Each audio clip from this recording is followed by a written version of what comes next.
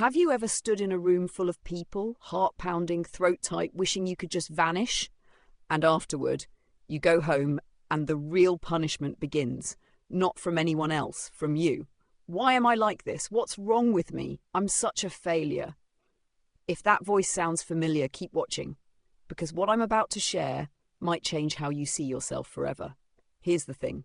You think the problem is you, but actually, the problem is you're standing when you look at yourself. Let me explain. Right now, you're looking at yourself from inside the storm. When you're anxious, you say, I am anxious. When you mess up, you say, I am a failure. You've become the emotion. You've fused with it. But what if you could step back just a little?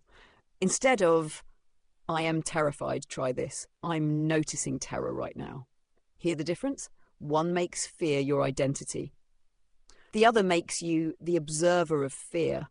Think of it like weather.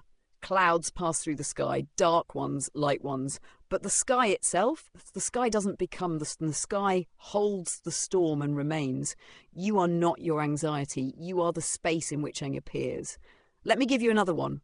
When you don't speak up, when you hold back, when you freeze, what's your first thought? Probably something like, I'm weak, I'm broken, I'm not good enough. You're collapsing everything into one verdict about your worth. But here's what's actually happening. Your nervous system detected a threat, and it did what it's designed to do. It protected you. That's biology. That's evolution. That's not a character flaw. You have ancient fear circuits that kept humans alive for thousands of years. You have patterns formed by past experiences. You have current limitations based on energy, resources, and context. The way you responded, that was your system doing its best with what it had. And that says nothing about your value as a person. Remember this, your actions don't equal your worth. Now imagine this, someone you love comes to you, they're ashamed, they held back, they messed up. Would you look at them and say, you failed, you don't deserve another chance? No, you wouldn't. You'd probably offer perspective, understanding, maybe even a hug. So why do you treat yourself like the enemy? Here's what I want you to try. Just once. Talk to yourself the way you'd talk to someone you're responsible for caring for, not by excusing everything, but by saying, I see what you're dealing with, I see your limitations, and you're still allowed to exist, you're still allowed to keep trying. That's not weakness, that's wisdom. One more thing, stop asking, did I fail? What do they think of me? Was I good enough?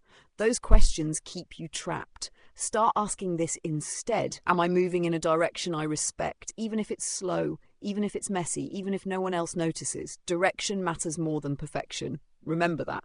Here's a practice you can actually use. Next time you're being hard on yourself, try this. First, state what happened. No judgment, just fact. I felt afraid and didn't speak. Second, acknowledge the limitation. My system couldn't handle more right now. Third, offer understanding. Given where I am, this makes sense.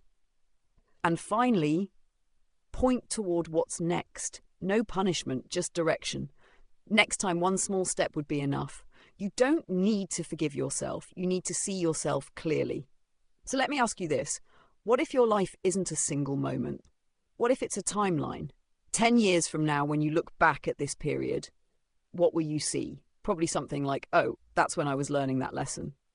The same events look completely different depending on where you're standing in the story. This chapter you're in right now, it's not called the one where I failed. Maybe it's called the one where I started being honest with myself, or the first time I stopped abandoning myself. The story changes when you step back far enough to see it. Here's what I want you to take away. Understanding yourself from a higher dimension isn't about becoming calm, detached, or perfect. It's about stopping yourself from executing yourself every time you struggle. You weren't put here to be judged constantly. You're here to be held, to develop, to be allowed to take your time. Next time you freeze, next time you hold back, next time that voice starts tearing you apart, pause, take a breath. You are not the storm. You are the sky. You are not your fear. You are the one observing it. Step back. See yourself from higher ground. That's where real change becomes possible. Not because you forced it, but because you finally stopped standing in your own way.